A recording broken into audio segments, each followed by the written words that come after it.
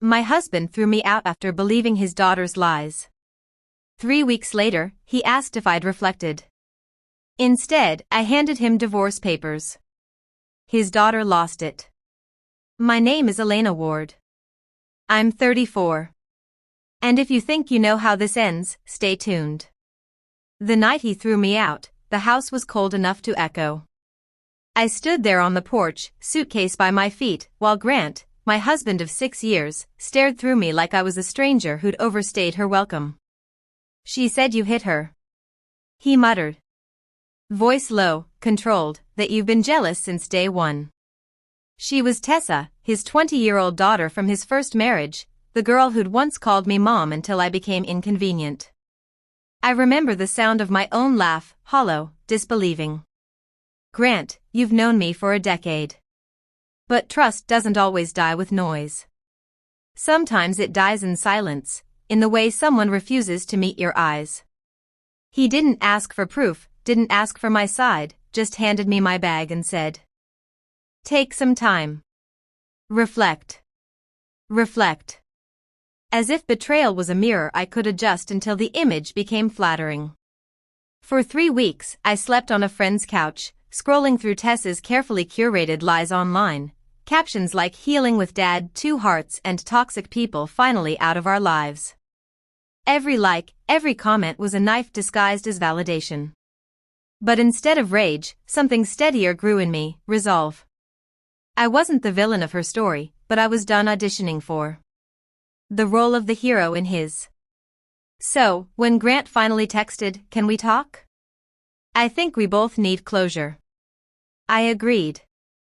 And when he opened the door expecting tears, I handed him the manila envelope instead. "Here's my reflection," I said. The divorce papers landed in his hand like a verdict. And behind him, Tessa's face went white. Tessa's voice broke the silence first. "What is this supposed to be?" she snapped, crossing her arms like a child who'd just been denied dessert. I didn't even look at her. My eyes stayed on Grant. He'd gone pale, his jaw tight, his voice caught somewhere between shock and embarrassment. "Elena," he started, "this isn't necessary. We just need to talk." Not I cut him off. "We talked, remember? 3 weeks ago, when you stood in your driveway and watched me walk away with a suitcase. You said I should reflect." He swallowed. "You're overreacting." "Overreacting?" I laughed, a sound too sharp to be humor. "You threw your wife out because your daughter couldn't handle sharing oxygen with another woman. You believed her without question." Tessa rolled her eyes. "Because you did push me." I turned her finally, my tone steady. "I brushed past you in the hallway after you called me a freeloader who married your dad for his house. If that's assault, then half the world's guilty." Her glare faltered. "You twisted everything," she said, voice cracking. Grant looked between us, confused, defensive, trapped. "Stop it, both of you. This isn't helping." I nodded. "You're right. That's why I'm leaving." He blinked. "You can't just I can," I said. "You already taught me how." I turned toward the door, but paused. "Oh, and Grant, you might want to check your bank notifications. I already moved my half. I won't be funding the lifestyle of someone who believes gossip over truth."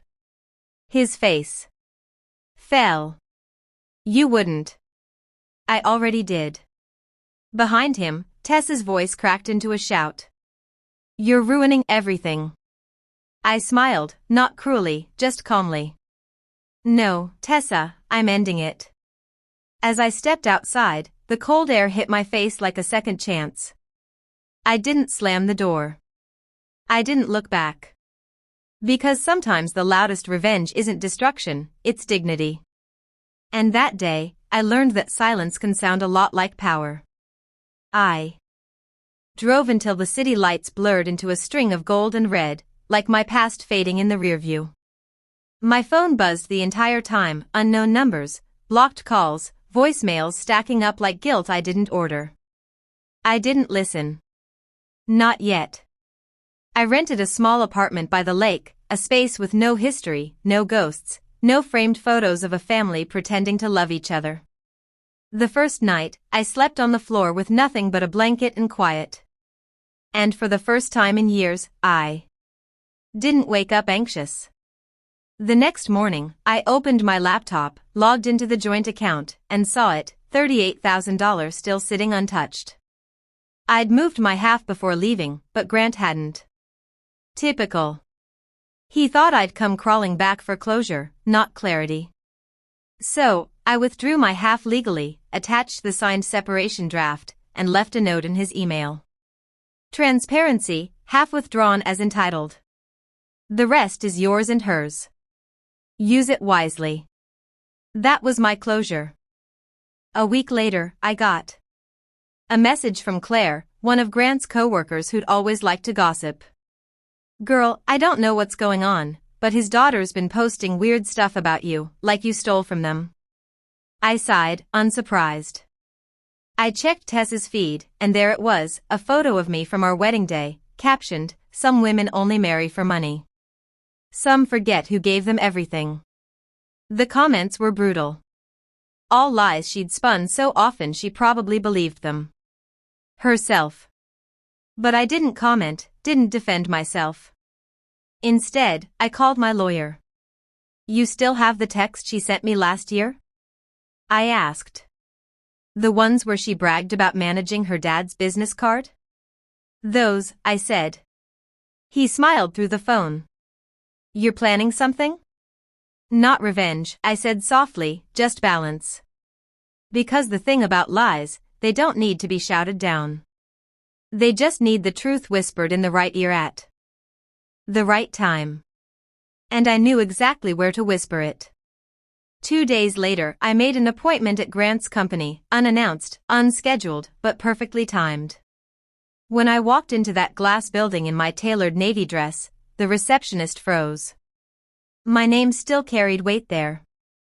Everyone knew Mrs. Ward, the supportive wife who'd hosted every fundraiser, who'd once been the face of his success.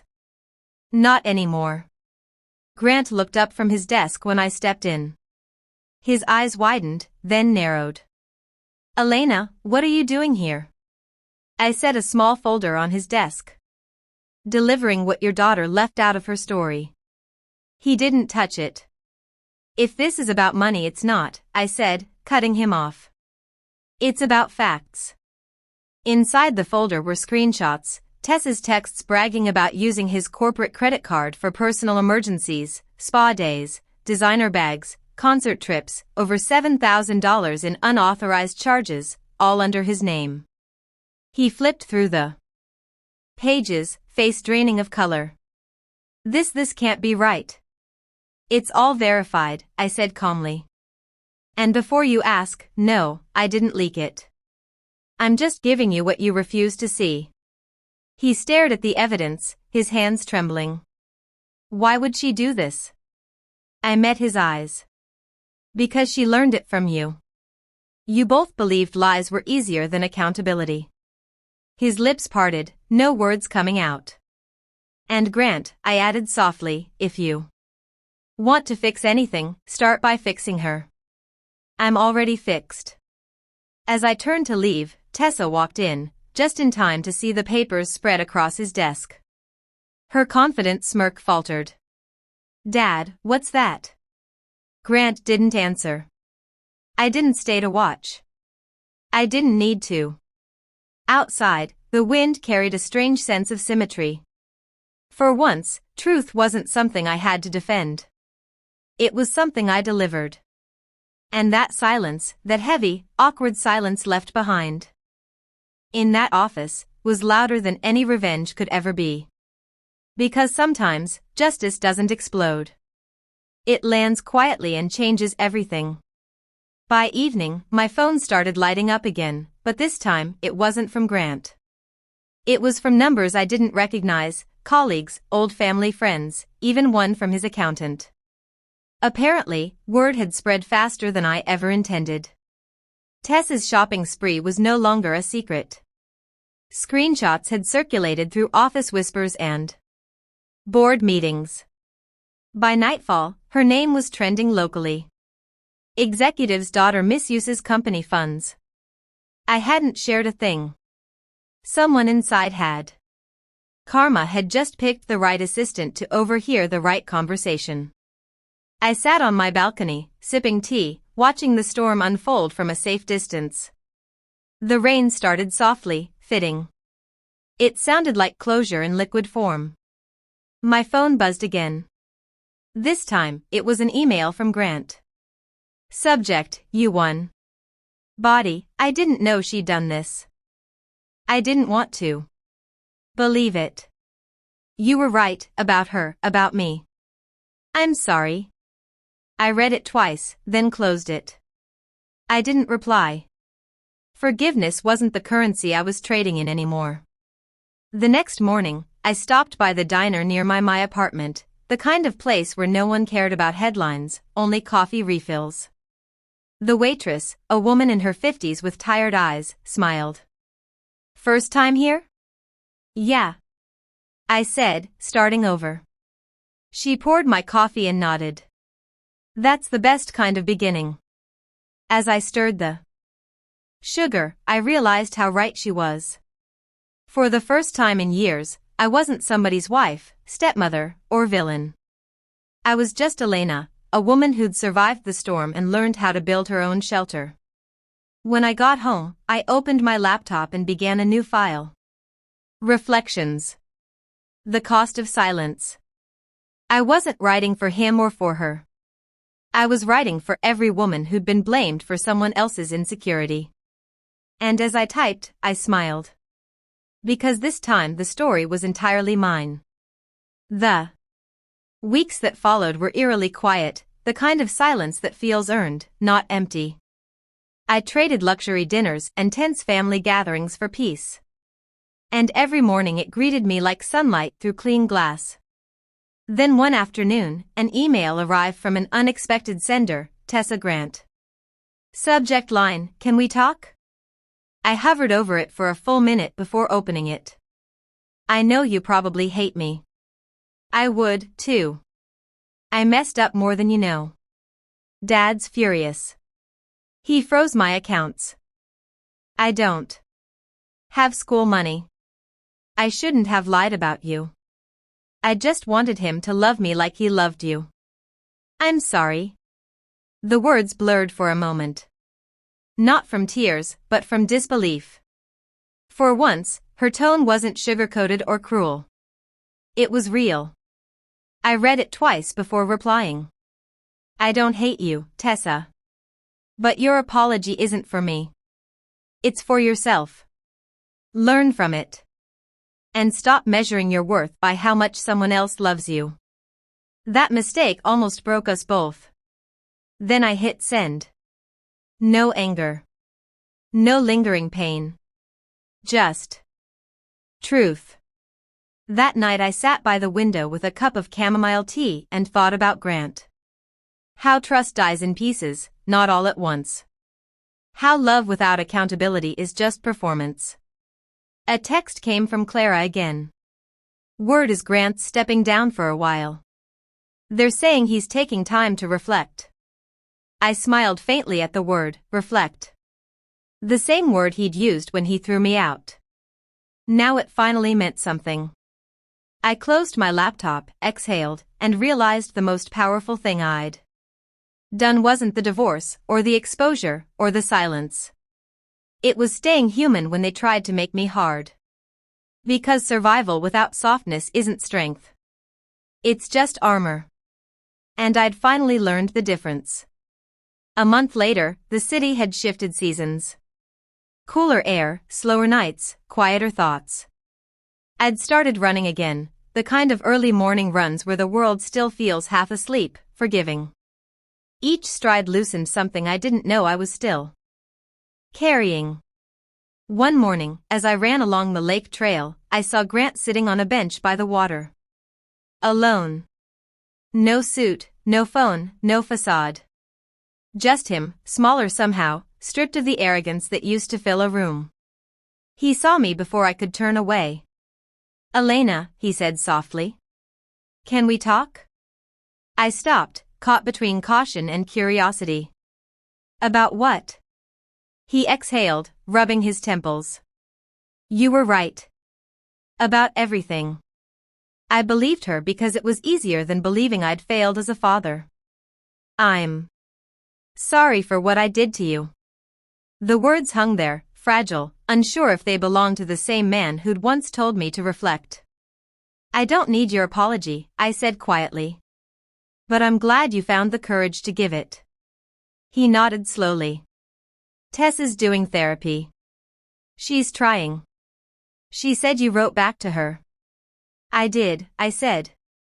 She needed to know her worth doesn't depend on you or me. Grant's eyes glistened. You're stronger than I ever gave you credit for. I always was, I replied. You just didn't look close enough. He tried to smile, but it collapsed into something like regret. Do you hate me? I looked out at the water, rippling under the morning light. No, I said finally. I just don't need you anymore. We sat there in silence for a minute, not enemies, not lovers, just two people who'd stopped pretending. Then I stood up, brushed the sand off my shoes, and said, take care of yourself, Grant. As I jogged away, I didn't feel triumphant. I felt done. Because closure doesn't always come wrapped in revenge. Sometimes it just walks away without looking back. 3 months later, I stood in a sunlit community hall filled with the hum of small beginnings. On the wall hung a banner, Empower Her, Women Rebuilding After Betrayal. It was my project, a support initiative I'd quietly started, funded by what used to be our joint savings. Every woman who walked through that door had a story like mine. Gaslighting disguised as love. Loyalty twisted into leverage. Silence mistaken for grace. And every week I watched them rediscover what I had. That dignity, once claimed, never needs defending. Tessa showed up once. She waited until the room emptied, then approached me slowly. Her hair was tied back, her voice softer. I heard about this place, she said. I think I want to help. I studied her for a moment. The old me would have hesitated, weighed trust like currency. The new me simply nodded. Then start by listening. She smiled faintly. That's fair. As she joined the cleanup crew, I caught my reflection in the window. Not the broken woman standing on a porch months ago, but someone who'd rebuilt her life without permission. Later that evening, as the sun dipped below the horizon, I sat by the lake again. Grant's bench was empty now, the water still. I reached into my bag, pulled out a folded note, the first draft of my speech for an upcoming conference, and read the closing lines aloud to no one in particular. We spend years trying to be the version of ourselves that others can accept. But healing isn't about acceptance. It's about recognition. Knowing who you are, even when they refuse to see it. I smiled. The wind carried the words away like confession. Then I whispered, almost laughing, reflect on that, Grant. Evan's voice echoed behind me. Mom, come on. You promised ice cream. I turned, grinning. Yeah, baby. Let's go. And as we walked home hand in hand, I realized peace doesn't arrive with fanfare. It arrives when you stop fighting for space in someone else's story, and finally start living your own.